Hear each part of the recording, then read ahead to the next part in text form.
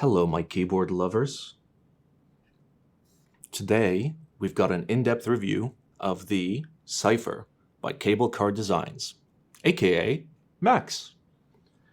Now, Max is a less hype maker that has pretty much consistently released fantastic keyboard after fantastic keyboard.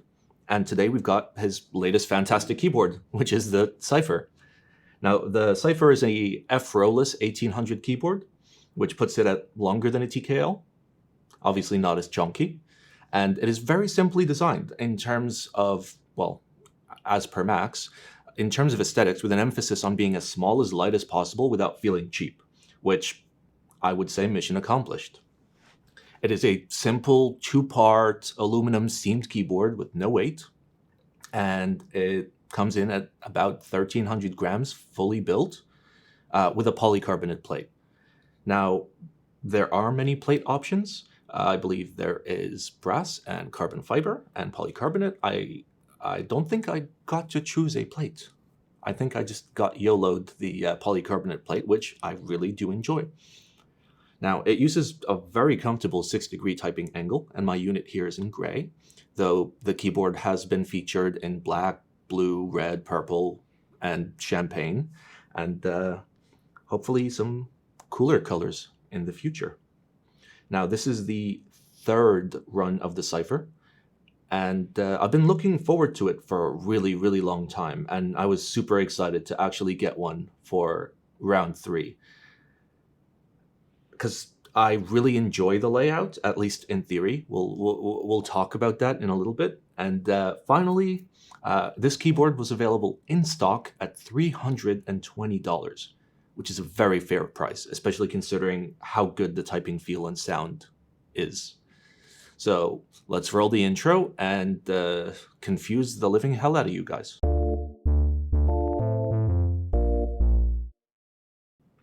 Alrighty. Here we are with the Cypher, but we're not going to talk about the Cypher. Let's talk about the box.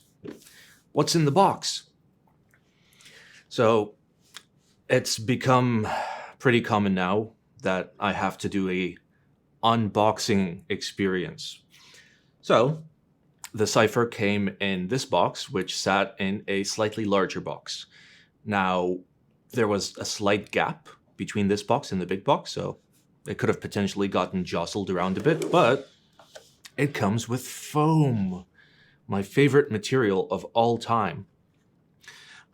Now, honestly, in terms of packaging, this is pretty nice. You can tell that, the foam is specifically cut for it. There's a secondary piece of foam, and then your additional build materials come in here. It's just standard cardboard, printed with Cypher. Not bad. Not bad at all. Now, many of you may know my take on packaging, which is now I am the proud owner of this much garbage because this thing is absolutely useless. I cannot use this to take my Cypher to work because I'm going to look like a big idiot, and this is going to end up in the trash can. So all of the hard work that Max, as well as whoever designed this, spent on this particular packaging is just contributing to a whole bunch of waste. What I would have preferred is obviously a custom hard case, like this one for the F1. And I do appreciate a nice hard case because this has a handle and I can take it to work and not look like a doofus. All right. I have spoken to Max, and Max did say that he does have plans to move towards a hard case. The reason why he used the packaging this time was quite simple, because the packaging already existed, it was already designed. Therefore, it was possible to keep the price low, because adding a hard case would have meant, I don't know, $20 to $30 more per unit on the customer's side. Ballpark. It is quite nice that he does have plans to go for a hard case, which is okay, not bad. Not bad at all. So this video actually pains me a bit to make, because Max is not super well known. and his keyboards are not super popular. And I really hope that this video does not get a lot of views, because Max is like the secret. It's the secret. This keyboard is so good and so fairly priced. And in the latest round of the group buy for round 3, almost everybody that tried to get one got one, which I hope continues to be the case. But it likely won't after this review. So please understand when I say that this hurts me as a review to make. English. All right, so let's get the pleasantries out of the way. This is my own personal unit. I paid full retail price for this. I did not go through normal channels. I was able to get it ahead of everyone else because I asked Max if I could have one for review. As such, I didn't get to choose my plate or my color. I told him send me the least popular color and whatever plate, just so I don't interfere with anybody else's orders. But I've been wanting this for a long time. So Max did have it sent to me with a polycarbonate plate, which I thoroughly enjoy, and in gray. So the colors available for this were gray, purple, and beige, which turned out to be very champagne color. It was like a brown, yellow, beigey thing. You can't really have beige anodization because this is beige. Anyway, here's our board. Let's do a quick run through on the case externals and see what's going on. Now, it's quite small. Like, you can pick it up. You can pick it up this way, which is kind of harder to do with a TKL. So this makes it a really nice keyboard for just smacking people. Obviously, don't do that. The layout is really interesting. It's a function rowless 1800, which is fantastic. However, for me, this bottom row took some getting used to. Now, I am used to a Sangan bottom row. That means 1.5, 1U, 1.5, and then the spacebar, like this real force right here. This is a Sangan bottom row. So you have 1.5, 1, 1.5, 7, 1.5, 1, 1.5, right? Now, I was told that I could use a 6U spacebar, which I'm like, okay, cool, because then instead of 7U, it would be 6U, which then means I could go 1.5, 1, 1.5. Apparently not. So with the 6U spacebar, you end up with a normie bottom row, which is this, 1.25, 1.25, 1.25, and then 6U, and then 1.25, 1.25. So I also talked to Max about potentially featuring a semi-Sangan bottom row where you can have a 6U spacebar and an actual functional left cluster. He'll look into it. We'll see. I mean, realistically, somebody else could make a PCB for this particular keyboard.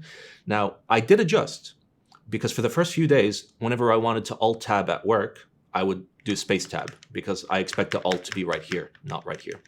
So I Space-Tabbed a whole bunch until I finally got used to it.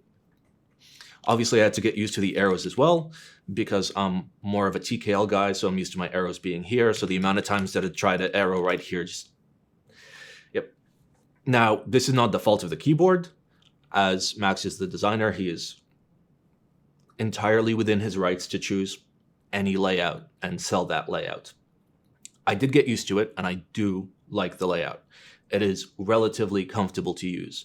The numpad is fantastic because you can hit the num lock and then you have your page up, page down, home and end, delete and insert, and then you can hit it again and you have an actual numpad. You remember like the olden days where we actually had keyboards that had layers on them? But yes, it's been really, really nice to use. But now is not the time to talk about that. In terms of the design aesthetic, from the top down, it looks fairly simple. We've got a 8mm bezel up top, 5mm sides, and either 11 or 10 right here. I couldn't get accurate measurements because reasons. And of course, the keyboard is a 6-degree angle. Now, the adjusted front height, that being the height from the bottom of the feet to the very first keycap, is about 20 millimeters, which is quite low and quite nice to type on. Honestly, this is just a fantastic keyboard to type on. So all of the bezels have some very nice chamfers, which we can see here on the macro cam. Let's pull it out. There we go. That nice chamfer right there. It's clean and it goes all the way around the board. Oh, we got ourselves a little PP hair situation. All the way around the board. So we have outer and inner chamfers as well, which look very, very nice. It's simple. I like it. Going on to the top of the board, we can see the seam here. The seam is very, very clean. As a matter of fact, it is one of the cleaner seams I have seen. All right, I'm gonna have to zoom out a little bit more. It is a very, very clean seam. Any splotches you see are just my dirty hands completely ruining the board. And we've got a completely flush USB-C. It is so flush that I can't even believe it. Look at that. Now, I complained a lot about the USB-C port on the Jaguar, and I'm actually going to complain a little bit here. Now, this is entirely flush, which is good, but also bad, because if I'm trying to plug this in without looking, I can't just get relatively close and then put it in. There's nothing to guide me, so I have to feel the hole and then get that in the hole. I mean, for most people, they're not unplugging and replugging their keyboard every 3 seconds, but still. What I would have liked to see is a tiny little chamfer. See that? Tiny little chamfer all the way around. So if I get close enough, I can get it in. It's not completely flat. Although it seems almost completely flat, there's a little 0.75 millimeter chamfer right there. So I can just, like with my eyes closed. There we go. Eyes closed, got it in the hole. If I try to do that with this, that's rough. All right. I can align it, eyes closed. You guys see what I'm talking about? Okay, I'm afraid to scratch it, but it's a little bit hard to get it in the hole. Some of you may relate to that. So, fantastic looking port, but I would have liked to see a little bit of a chamfer right there, so I could just more easily get it in. And it's still zooming. Can you please stop, camera? Just a little bit more of a chamfer. Now, I'll show you on the macro cam specifically what I'm talking about, how flat it is.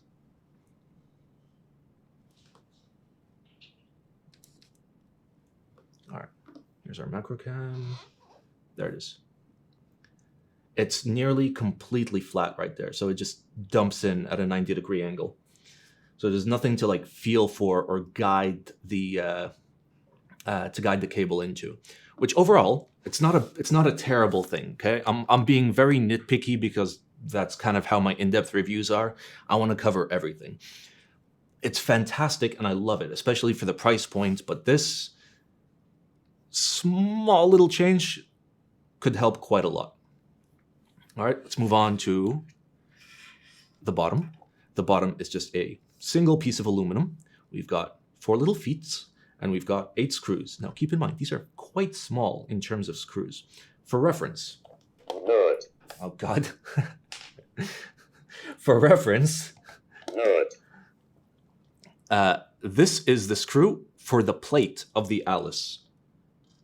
Look how big that is in comparison to that.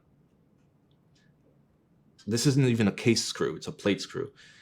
Is this bad? No, not necessarily, because Max has kind of dealt with that in terms of how the top and bottom case meet each other, which is something that we'll cover once we get into the inside of the case. So, very simple bottom, very small feet. These look like 8mm feet, which is quite cool. I like them. They're nice feet. They don't slide out of place, like the Matrix, for example. Here we've got a nice clean cut, which we can see when we look at the side profile. So look at that. Nice, cute little clean cut. Just to give it a little bit of character. I quite enjoy that. To note, there is a chamfer here and here. Everything is chamfered. It's beautiful. And there's a nice rounding right here on the sides, which is just lovely. It's just so nice. It's just so nice. So that is the back and the side. And let us check out the front. The front is super clean. We can see that the top case is a little bit thicker than the bottom case. This is because the front height is so low. If the front height was higher, then we would have seen this bottom case be a little bit thicker. But this also means that it will sit very low for a nice, comfortable typing angle. It is quite nice. And one thing to note is, yes, there is no weight, which I kind of enjoy. So I specifically asked Max if there was plans to add a weight sometime in the future, to which his response was, not really, because this thing was built to be light, cheap, and to feel and sound good. And it does all of those things very well. The last thing is the little indicators here, which do work natively. So you've got your numlock layer and whatever else you want to set it up. I believe in VIA you can pick which ones you want to be, and this is directly integrated into the board and the PCB, which means you don't have to do anything. Your indicators just work. It just works. Fantastic.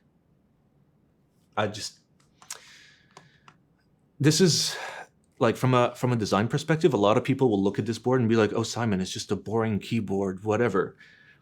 But it's not. It's really not. The anodization quality and matching is spectacular. For $320, spectacular. Like 11 out of 10 for the price point. And if I'm not mistaken, this comes from the same place that anodizes a lot of super high-end boards. And that makes the $320 in-stock price seem just out of this world. It really does. Going back to my statement, which is, oh, Simon, it's a boring board. You know what else was a boring board? The OTD series. They were all boring boards. But you know what? They sounded good. They felt good. And we'll get to that in a bit. But hot damn, this thing is fantastic to type on, both in terms of sound and in terms of feel, at least with the plate that I have. With the polycarbonate plate, I like the subtle amount of flex that you get out of it. I love the nicely defined spacebar sound. Now keep in mind, I am typing on Hyperglides Lube 205 here, but the spacebar is a Milky Top Gateron, which I default to for pretty much everything. Just for that nice deep sound, because of the spacebar bias.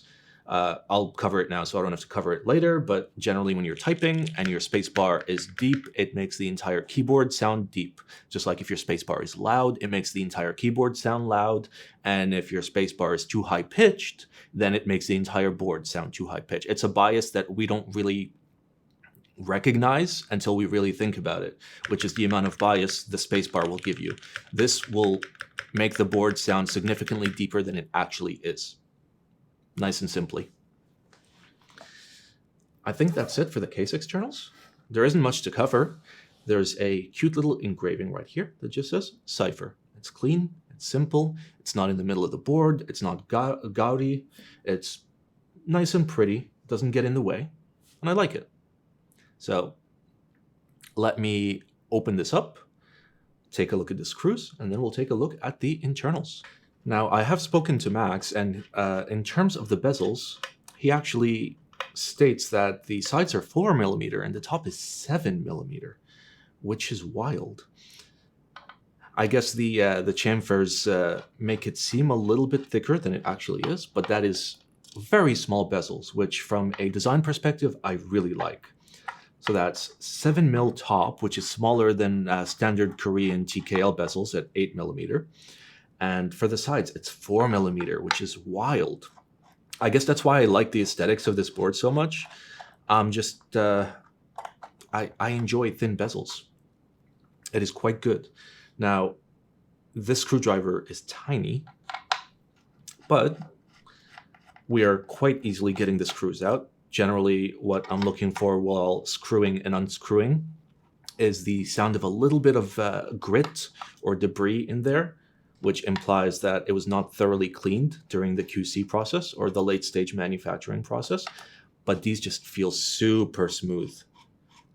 Now that's something we'll also look at when we're looking at the screws, which we will do right now, as soon as I get these out. All right, we have a couple more to get out.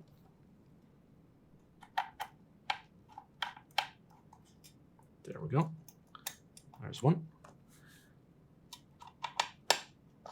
And there's the other. Okie dokie. That is all the screws. Let us have a thorough look at the screws. It's always good to peek at your screws a little bit. All right, macro cam. There we go. Here are the screws. So I was actually using a hex head right here without realizing that these are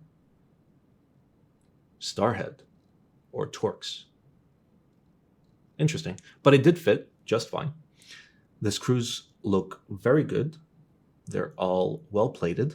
I don't see any plating coming off, which is good. I generally don't see any grit towards the front end of the screws, except for a couple little guys right there. See that tiny little bit of grit right there? But to be fair, we are looking at this at a massive amount of zoom. And overall, to the naked eye, these are fantastic screws, which you love to see it. You do love to see it. All right. Now, I complained a little bit about the screws being small. However, that's only an issue if the screws are holding a lot of the weight of the case top and case bottom together. Now, this is fully unscrewed. However, it doesn't come apart. The tolerances are quite good, and the top and bottom assembly are super clean. So I can't lift the bottom straight off the top without using a little bit of force, which is good. So let me just wiggle it, do a little wiggling.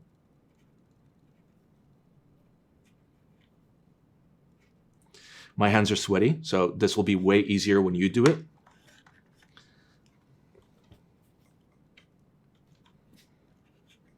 Ah, the struggle of sweaty hands. There we go. Okay. And finally, we can take a look at the case internals. So firstly, we can see the alignment pins right here. Now these alignment pins go deep inside that hole, which means when pulling the top case off the bottom case, you have to pull straight up for an extended period of time, which is why it seems like the tolerances are so good, because these are quite long. They are quite long. And to be fair, this means that there is a decent extra bit of machining that's done, as you have to start machining the entire bottom down from this point all the way to this point, and then this point, which means because CNC is a subtractive process, obviously. So the machine starts here and then goes and passes until it slowly removes everything. So this could have been, this bottom, for example, could have been manufactured way cheaper if Max didn't care. But Max does care. Like these could have been lower, it could have been just simple tabs or something like that, but this is super, super sturdy. This is not a mount, like even if I had screwed it in with just one screw for the case top and bottom, I wouldn't be concerned about any strain on the screws themselves due to these 4 alignment pillars. Here we can all see the holes for the screws, the screw taps right here for the 8 case screws, as well as small little cutouts for where the plate mounts, which leads me to believe that it is very, very tight. It is exceptionally tight. When I say tight, I mean, look at that. We are nearing the edge with the mount points. And we are nearing the bottom with the PCB, which is totally fine as long as it's accounted for in terms of the design. We've got our USB cutout with a nice recessed area right here, just in case your port is nice and chunky. This allows the port to sit very, very close to the edge. Look how close that is to the edge. And this actually explains why Max did not chamfer the outer side, because this looks like 1 or 1.5 millimeters in thickness between the back and the front. And if you were to machine another 0.75, you would probably deform the aluminum. So on my point of the cable is a little bit hard to get in the hole. This is why, and I don't think Max will be able to actually do anything about it without bringing the port in a little bit, which would require a PCB redesign. So I guess he gets a pass. Here on the bottom, we don't see any hook marks, so any discoloration in the anodization where the keyboard would have been dipped into the anodization bath. The anode is super consistent, even on the inside. I can see a little bit of grain, but that's fine. It's just internal. And of course, aluminum itself is grainy, so nothing out of the ordinary there. The case walls are like quite thin. I mean, obviously right here, super thin, but the case walls as a whole are quite thin. Is this... Okay. This looks like it's thicker here and thinner here, but it's actually not. It's just due to the angle of the board from my perspective. Super, super simple bottom. Not much going on. Let's have ourselves a look at the top case. Now, these screws are even smaller than the other screws. Do they use the same screwdriver? They do use the same screwdriver. That is something I do appreciate. Using a single tool for both the case screws and the plate screws, fantastic. Now, right off the board, we can tell that this is top mount. And I haven't mentioned that before because it's good. Top mount is fantastic. If top mount was good enough for OTD, it's good enough for modern keyboards. And this is one of the best feeling and best sounding keyboards that is top mounted. Now, when my initial impressions for this board was that it felt and sounded very similar to the KFE, which is the TKL by Beaming Robot, which is, I mean, substantially more expensive than this because it is more expensive machining and weights and whatnot. But in terms of sound and feel, it is like amazingly close. That's comparing obviously a polycarbonate plate build to a polycarbonate plate build. So, but overall, fantastic. So top mount using 8 screws, and we'll take a look at the mount locations as soon as I get all of these screws out. Now the mount locations can tell us more about how the typing feel will be, and the areas where we would expect flex, and the areas where flex maybe hurt in one way or another. Okay, is that all the screws? Nope, one more. All right, there we go. Let's move this aside and take a look at the mount points right here. Now we've got a mount point at the far left edge, which is good, because if you move this in too far and you press this, you'll notice some sag on the left part of the board. This one is fantastically put because it sits to the right of your right control or function and to the left of your arrows. This one, however, is, I mean, I understand why it's here and not further to the left, otherwise you would have problems, but this sits a little bit to the right of the 7U spacebar location. Or in the case of the 6U spacebar location, it would sit very, very close. This means that you won't be able to get god tier amount of spacebar flex out of this. And as we discussed earlier with the spacebar bias, in terms of the sound, there is also a spacebar bias in terms of the feeling. So if I were to move, for example, the mount points out to here and have the spacebar really flex down into the case, which in a case like this would be a bad idea, then it would feel as if the entire board was significantly more flexy. Now, obviously, there is not much room for insane levels of flex, and there are not many mounting points that could have been used that would be better than this. If I were designing this board, the mount point would be very close to this. This on the extreme right is perfect because generally you want to keep your mounts as close as possible to keys that are hit super hard. Numpad return definitely being one of them. And then for the top, outer right, outer left, completely normal, and then relatively centered around the USB port, which is fine. I understand why Max didn't put this closer to the backspace, but I would have put it closer to the backspace. It depends how hard you're hitting the backspace, but realistically, the mounts are good. If the mounts were bad, we would see a mounting point here, for example, or too many mounting points or not enough mounting points. But the mount points for this are totally fine for a nice, consistent top mount. Now, before we get into the plate, let's take a look at the case top. Now, this is mirrored, obviously. So this is you looking at it from the top. And here's us looking at it from the back. And we can take a nice close look. Now, we see that there's a recessed area for the LED indicators, even though they just shoot straight up from the PCB. We can see the alignment holes right here that match up with these pins, as well as the case screws. So these are the actual threaded screw tabs, fantastic, as well as where the plate mounts.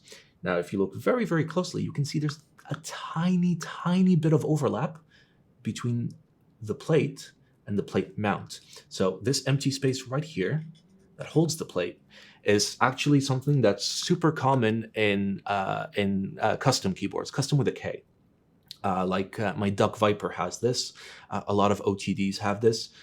It just gives you a tiny bit of overlap, which has benefits in terms of typing feel as well as sound. So if we were, for example, to put this in here, we would see that overlap. Specifically here at the bottom. It's kind of hard to see. But we do see there's a tiny bit of overlap between the case and the plate. And then we see that there is zero overlap on the sides. Again, exactly like the Duck Viper, exactly like a lot of OG custom keyboards. And a lot of people really prefer the OG custom keyboards in terms of the feel, in terms of the sound. They say nothing can compare, but this follows all of the rules correctly, which is one of the reasons why this feels so good and sounds so good. Now, we do see some hook marks here at the bottom because, okay, nobody is that good. So you can see a little bit of anode discoloration there and there. So this is where the top piece was hooked and dipped into the anode bath from right here, potentially from somewhere else, but it didn't leave any marks. The top case feels good. It doesn't feel flimsy or anything because, of course, remember that the top case is actually thicker than the bottom case in the front. Obviously not in the back, but not bad. Let's quickly put the top on the bottom and look for any sort of case movement. There's a tiny bit. You can hear it, but this is far less than any other keyboard. Significantly less than any other keyboard. So the alignment pillars or pins are doing their jobs just fine. And once you put a screw or two in here, it's fantastic. Now, if we look at the alignment of the seam is well aligned. I'm moving it left and right. You can see there's a tiny bit of movement right there. Now, what I'm testing for is if you look at something, for example, like the TGR Alice. I know, very fancy example. The top and bottom basically just sit on each other. There's nothing to align the top to the bottom. So when you screw it in, it is technically possible to have the top be slightly at an angle to the bottom, which then means your seam is all misaligned, right? In this case, the seam is aligned from all four sides via the alignment pillars without even needing to screw it in, which is something you definitely want to look for in a nice build. It means it's less effort for me. It means there's less of a chance of damage. For example, if I were to drop the board and smash it on the corner, I'm not going to shear my screws in half. In terms of the thought that went into the design, you can tell that there was an enormous amount of thought put into the design. All right. Next, we will look at do we do the PCB first or the plate first? I think let's do the plate first so I can remove all these keycaps. Okay, let's remove them all. I guess while we remove these keycaps, we can actually talk about the typing feel. You can kill two birds with one stone. Now, there's a reason, I've said this so many times during this review, but there's a reason why like all the good OG keyboards are just top mount. You can't go wrong with a good top mount. You simply cannot go wrong with a good top mount. And this is a good top mount. And like I said earlier in the review, it makes me sad to have to share this information with you, because generally I would prefer if, I was just able to get every keyboard by Max until the end of time, but that likely won't be possible once all the people realize how good he is at making keyboards. Now, he's previously done the Prophet, which is a pin mount 60%, which is some big brain mount that I literally couldn't understand the first try, and like multiple people needed to explain it to me. He has the 65%, whose name completely eludes me. Let's find out what it is. Prophet, it's the Prophet. Wait, no. It's the Angel. Yeah, the Angel. There we go. The Prophet is the 60%. The Angel is the 65%. And I mean, he's working on a lot of cool stuff. And I'm a fan of just clean, simple designs. Clean, simple designs go so far, because not only are you capable of designing and releasing a really good feeling and sounding keyboard, but you can do it for like a completely fair price. Reminder, this was $320 in stock. In stock. That means if it was group buy, it'd be like $280 or something like that. That's insane. Now, the typing feel, at least with my polycarbonate plate, is soft, but firm. And I know that seems confusing. So soft in terms of the individual bottom outs are not fatiguing to the fingers, but firm as in if I press super hard, it doesn't bottom out on the case bottom and start shorting the pins, like my Pizza 80, for example. So I think a great deal of care was taken just in terms of getting it just right. I mean, maybe I'm wrong. Maybe he nailed it the first try, but I highly doubt it. I highly doubt it. Nobody's that good. Now, one thing that I do want to note is, if you guys see my plate, you guys might see some weirdness, especially around here. We'll zoom in on that later. But with my particular set of stabilizers, and thus far, I think I'm the only one that has had this issue. With my particular set of stabilizers, there was a piece of the plate that held my stabs a little bit too snugly, and then kept my spacebar from moving very well. So I had to cut them off with a set of nail clippers. Now, Max has informed me that in future runs, he will accommodate for more chunky stabilizers like these, and these are just normal cherry clip-in from China. It's nothing super crazy. He said he will try to accommodate these in the future, and he has informed everyone that purchased one to kindly check their 7U spacebars before assembling. Because, I mean, realistically, you can still mod it after assembling, but it's just a little bit harder to get in there with nail clippers or whatnot. All right, let's just get these out of the way. So what I'm talking about is this right here. So there was a little piece of plastic going between the bottom and the top, and then over here, the same thing. And they just held on to this a little bit too snugly, which kind of impeded the movement of the stabilizer going up and then back down. So if for whatever reason you have that issue, it's as simple as just getting in there with little snips, and you don't actually have to desolder the whole board. So overall, let's take a look at the plate. So it does have a step bro support as well as split BS support. And as for the bottom row, basically there's two bottom row options. There is the 7U with 1.5, and then there is the 6U variant, which forces you into the normie bottom row, I guess. Now, we do have a PP hair in there. Let's just get that out of there. Now, we've got acoustic cuts on this key, this key, this key, and these keys. Generally, acoustic cuts will kind of go either way. On some boards, they will deepen the sound. On some boards, they will make those particular keys sound louder. And in some cases, they make them sound higher pitch. I think in this case, I'm not exactly sure what it's doing, because they sound fairly balanced. Now, if it was too high pitched, for example, then my pipe key would sound more high pitched or louder than my return key, which it doesn't. And if it was louder, then it would sound louder. And if it was deeper, then it would sound weird. But apparently this matches this quite well, and then this matches this quite well. Overall, the sound is quite good. Pardon me. So I think the acoustic cuts are doing the job they're supposed to be doing quite well. Now, there's a hole right there for the PCB reset, which we'll talk about when we talk about the PCB. And then there is a big cut here, which accommodates the LEDs as well as just some extra space just for memes.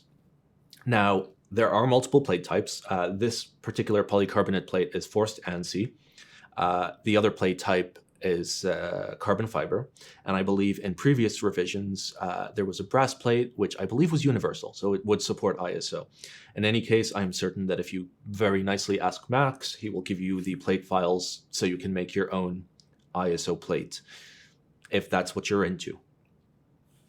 And that's pretty much it for the plate. It's quite simple. The polycarbonate is good. It's frosted, 1.5 millimeter. There's basically two kinds of polycarbonate, the good kind and the bad kind. The good kind will have a little bit of flex to it, like that.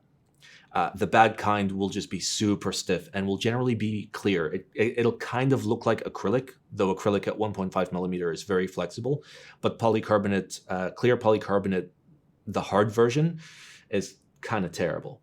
I think the last board I saw it in was the Leaf 60, I believe. But this is the good polycarbonate. And finally, let us move on to the PCB. Now, unpopular opinion, okay, very unpopular opinion. I love red PCBs, okay? I love a PCB that just blinds you in the eyes. Look at that, look at it, look at the blinding. You can perfectly see the overhead lights on it. Oh, it's so good. I love the color. The port is well adhered to the PCB. Now, on some poorly assembled PCBs, what can happen is if you're plugging in a cable without the PCB being in the board and having support, basically holding the port in place, that when you plug it in, you'll essentially de-seat it and rip it off of the PCB.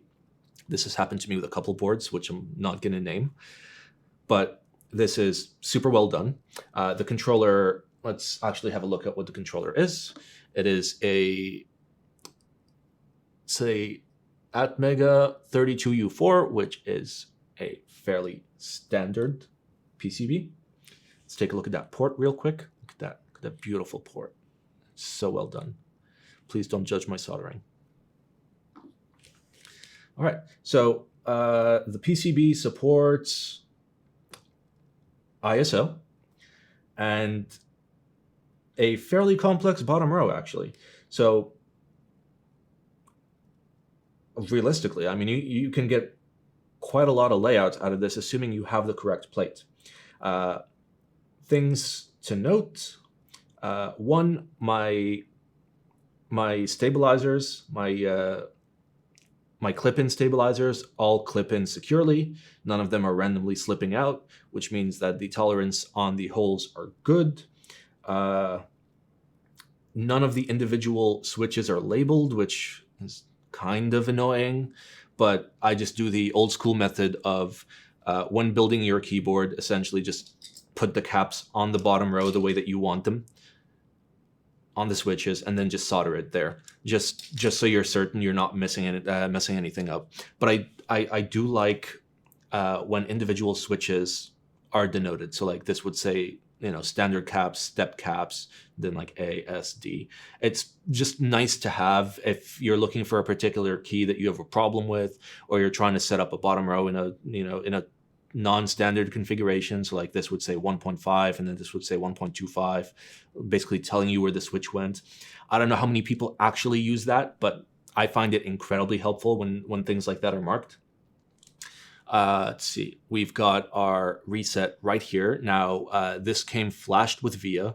which means out of the box, you basically never have to reset it unless you want to upgrade your firmware, which there was an upgrade. If I am remembering correctly, there was an upgrade to allow better functionality for the indicator LEDs.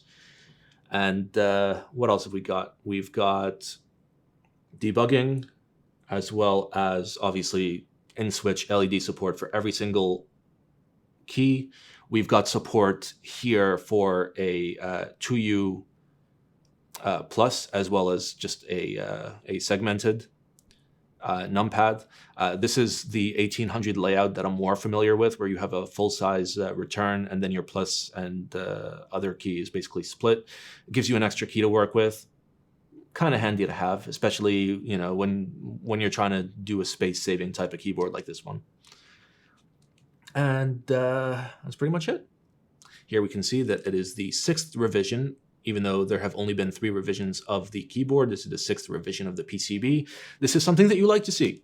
You like to see this. It's indicative that, hey, this person didn't just make something and ship it. This person is prototyping, testing, making sure everything is perfect, and making revisions more commonly than would be seen.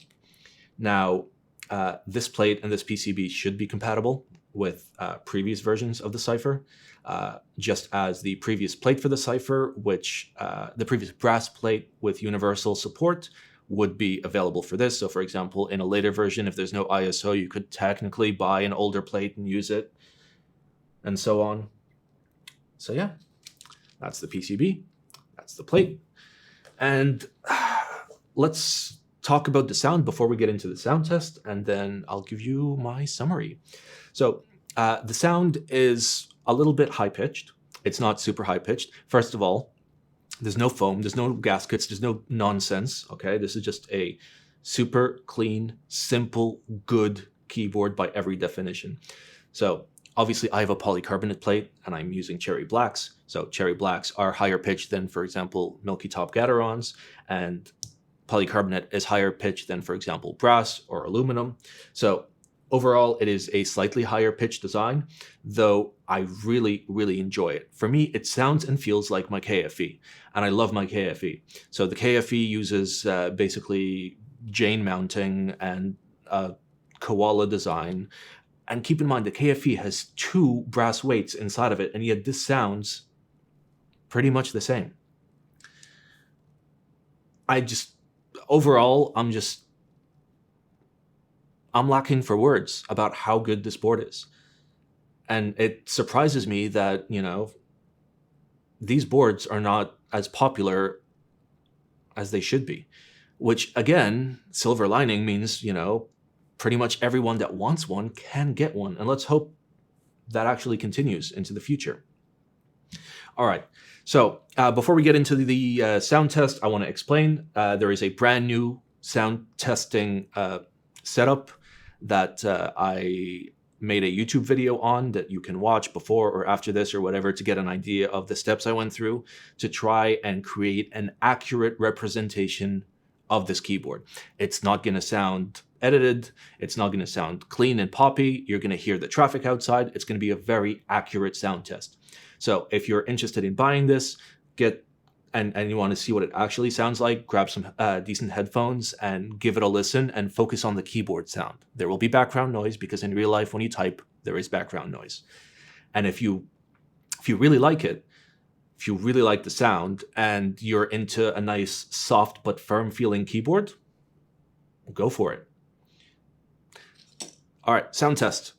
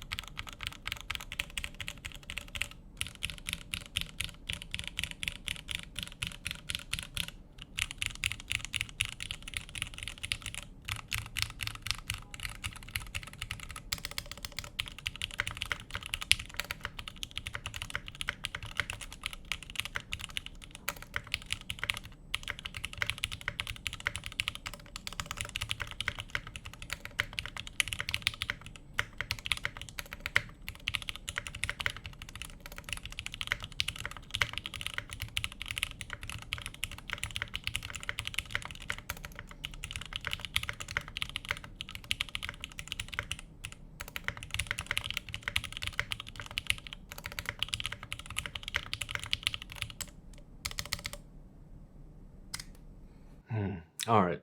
Let's talk about the Cypher. All right. Now, firstly, I hope you enjoyed my accurate sound test. My goal is to slowly build up the infrastructure to be able to have consistent, accurate sound tests. So when you listen to a board recording of mine, it should sound as close as possible to the actual board in real life. That means it's not going to sound as good as, other keyboard prawn videos where, it sounds completely unrealistic, but hey, it is what it is. Now, in terms of build recommendations, I went super simple with just Chinese hyperglides that I bought from China on polycarbonate, which is just classic. So on my KFE, which is right there. Yep, right there. On my KFE. Wait, is that my KFE? Yes. On my KFE, I have just Greetech Blacks, which is a full nylon switch, just like this one, nylon housing, on polycarbonate, and I really, really liked it. Now, if you're trying to get a much deeper sounding keyboard, you could go with just Milky Top Gaterons for the entire board, standard Milky Tops for 13 to 15 cents off Taobao, or if you wanted to go kind of wild, you could get the Get X that's coming out relatively soon. For even more of a deeper sound, you could potentially make your own FR4 plate or potentially buy the brass plate that Max offers. And then in terms of typing feel, if you want to go stiffer, obviously, than polycarbonate, I wouldn't necessarily recommend it because, like I've explained a couple times, this is soft but stiff. So it's not at all fatiguing to type on. It's actually really enjoyable to type on. But if for some reason you want a little bit stiffer, you could potentially go for carbon fiber. Now, carbon fiber is a tiny bit stiff / bouncier when you're bottoming out versus polycarbonate. It's kind of hard to explain. Alternatively, you could get an alu plate made or just get the brass plate and you'll be good. So that's my build recommendations.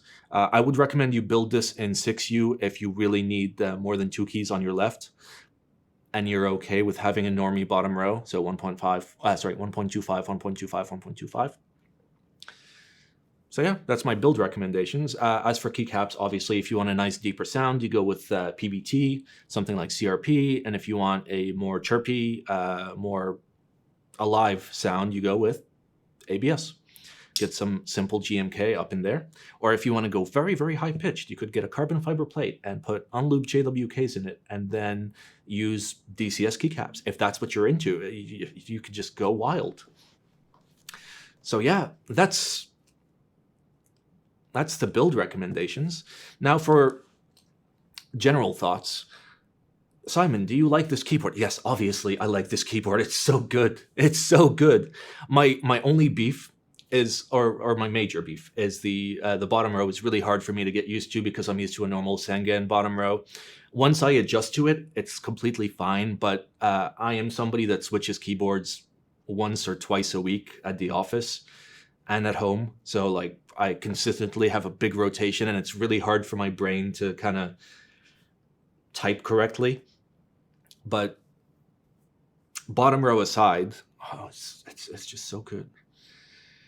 It's just so good. I would put this in line with some of the best Korean custom keyboards I've ever typed on in terms of typing feel and in terms of typing sound. It's fantastic. Now remember, I have some rules on my YouTube and my streaming, Twitch, whatnot. The rules are quite simple. If the keyboard is mine, if I get to keep it, then I have to pay for it in full, which I did. And for my in-depth reviews, I spend an entire month with the keyboard, okay? Some people will only spend like a day or two typing on a keyboard. For me, I want to really experience all of it, the good, the bad, the ugly, the beautiful, all the good stuff. So after spending a month with this, I still love it. And generally, for somebody that is gifted in terms of the keyboards that I have all over the floor in my bed and everywhere else, I have a lot of choice. I have a lot of options. I've got KFEs, I've got Janes, I've got F1s, SSKs, whatever. That's Real Force, KB. But I love this. I really, really love this. This is a fantastic keyboard. It's fantastically priced. Aesthetically, it's super nice. Some people would have preferred if it was heavier or had a weight, but like it doesn't need it. It doesn't need it. It sounds like other boards that have weights. It sounds good. It feels good. That's $320. I think things I would like to see, obviously, a bottom row that I can more effectively use, but that's more of a me problem, not a you problem. Instead of giving me literal garbage, a nice hard case, so we're not throwing away so many things and environment and whatnot. And also gives me the ability to take my keyboard to work in a simple, easy to carry case. Hopefully more colors in the future. Like, honestly, it's so good. I don't know what to say about it. I've never been this stumped. If any of you have ever watched my in-depth reviews, it's always like, oh, and this is, oh, I don't like this and that, and oh, this could be better. But this has its little quirks. But every time I think about them, I consider it was $320 in stock. $320, and basically you get it the next week. Obviously, you'll have to wait until the next round if you want to do that. And I have been waiting for like over a year, basically for the next Cypher. And as soon as it came out, I was like, Max, please, please, please, Max, please. And he hooked me up. And it turns out that basically everybody that I know that wanted one got one, with like the exception of one or two people, which is a rare sight to see, especially these days. Now, hopefully in the future, if his boards become significantly more popular, then hopefully there will be a lot more boards to go around. And we don't end up in a situation where supply is here and demand is like there. So, yeah, I love it. If I had to give this a score, I would give it 9 eggplants out of 3 rectangles. Okay, and a Cato blush emote. It's just fantastic. It's just so good. I just can't. I can't. I literally can't.